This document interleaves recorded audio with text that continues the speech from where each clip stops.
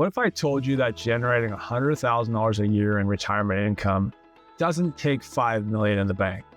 You see, that's one of the most common myths that I hear, and it keeps a lot of smart, successful people working longer than they need to. They've saved well, but they're still not sure if it's enough, and the uncertainty makes it hard to walk away. My name's Chris McClure, and I've been helping successful families and business owners answer that exact question for the past 30 years.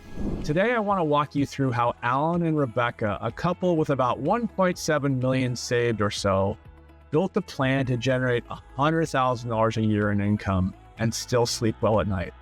So if you've ever wondered, is 1.7 really enough? How do taxes and inflation affect my income? And how do I avoid running out later in life? You're in the right place. Alan and Rebecca are both age 66. He ran a logistics business and she worked as a CPA, and they saved diligently over the years. And most of it was in retirement accounts. They also sent 3 kids to college, so they did a great job of saving. Now they want to slow down, they want to travel more, they spend time with their grandkids, right? And enjoy the lifestyle that they've worked so hard to build. But like so many people in their position, they weren't sure if $100,000 a year was sustainable, or if they eventually need to scale back. So we walked through the math. We started with the 4% rule, which suggests that you can safely withdraw 4% of your portfolio per year without running out. For them, that's just under around $70,000 annually from investments. Then we layered in other income. See, Alan has a small company pension, about $12,000 a year or $1,000 a month, and their combined Social Security is roughly $38,000. So now we're at $68,000 from investments, $12,000 from pension, and $38,000 from Social Security. So that's $118,000 in annual income. That's more than enough to meet their goal.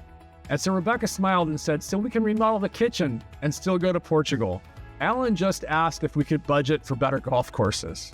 Of course, their income is only part of the story. You see, you also have to think about taxes. So we built in a few tax saving strategies. First, we did a series of partial Roth conversions over the first few years. And that helped them lock in today's tax rates on a portion of their savings and create a future income source that's 100% tax-free. Then we talked about qualified charitable distributions. You see, Alan's mom passed away of cancer, as they really wanted to take care of cancer charities. So instead of writing checks to that charity, now they give directly from Alan's IRA, and that reduces their taxable income while still supporting the cancer charity that they care about so much. So together, those strategies that reduced their tax bill by thousands of dollars over the next decade. And then we zoomed out over the long term, and we looked long term. We planned for inflation, we planned for rising healthcare costs, we planned for market volatility, and we built a plan that adjusted their spending and invested risk over time so that they could stay flexible no matter what happens. We also delayed part of Rebecca's Social Security until age 70. That decision alone increased her benefit by 8% per year guaranteed. And finally, we reviewed their estate plan.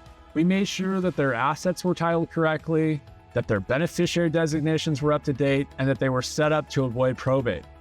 Alan said he just wanted to make sure that things were simple for their kids. Rebecca, well, she didn't want them fighting over the vacation house. In the end, they weren't just ready for retirement, they were excited for it because the numbers made sense and the plan gave them confidence. So here's what I want you to take away from this. If you've saved well, you may already be in better shape than you think. But the difference between guessing and knowing is having a plan. If you want help with your plan, use the link below to download one of our free guides or schedule a quick call. Either way, you'll get real personalized insight based on your goals, based on your timeline, and based on your numbers. And if you found this helpful, please feel free to like or share it with someone you care about. I really enjoy doing these, and thanks a lot for watching. And yes, Alan has already booked his tea time.